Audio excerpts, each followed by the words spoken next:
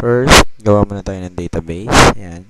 Buksan natin yung Microsoft Access, then blank database. Then, after that, pangalanan natin ng sample. Yan. Sa desktop natin save para madali lang mahanap. Then, create tayo ng table. Yan. Design view. Username. Tapos, password. Okay.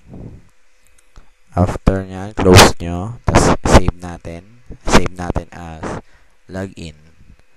Then, no. Define primary key, no. Double click natin. Tapos, lagyan natin ng laman. Okay. Para makita natin kung mag-a-appear siya sa Visual Basic 6. Yan. Lagyan natin. Sample lang yan. User 2, pass 2, user 3, pass 3. Tapos nyan, close lang natin. Yan, close lang natin. Then, ito ang Visual Basic. So, create new project. 6.0.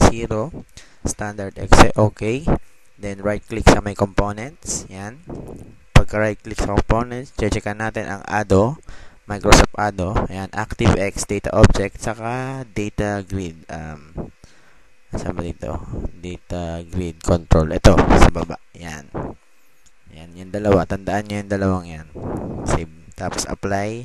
Makikita natin yung dalawang component. Drag natin sa form. Yan, para mabilis lang. Then, double-click natin sa form. Lagay natin yung code ng connection. Okay, ADO DC1. Okay, ADO DC1 dot record source. Ay, connection string pala. ADO DC1 dot connection string. Yan, equals double quote. ADO DC1 dot record source equals to select all from sample. Yan, tapos set data grid 1 dot data source equals to ADO DC1.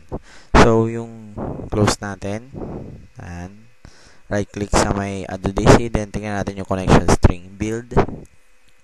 Bagal niya. Ito, 4.0 provider. Yan, next. Select tayo ng database. Mabilis lang to. Sample. Okay. Test connection. Succeeded. Okay. Okay natin.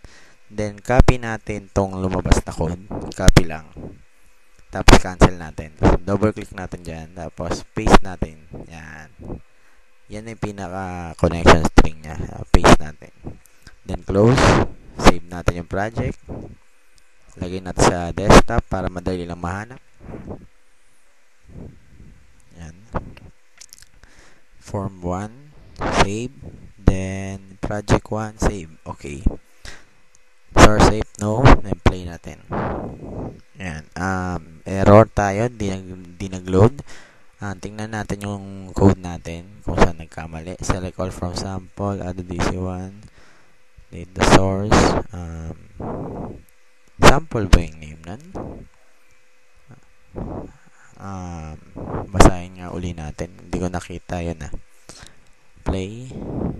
Jet engine cannot find input table or query sample. Make sure it exists. Okay, nag-gets ko na.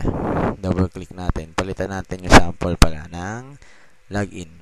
Okay, login pala yung pangalan ng table. Table name yun Play. Yan, makikita nyo na yung nasa database. So, connected na siya. Microsoft Access ang gamit natin.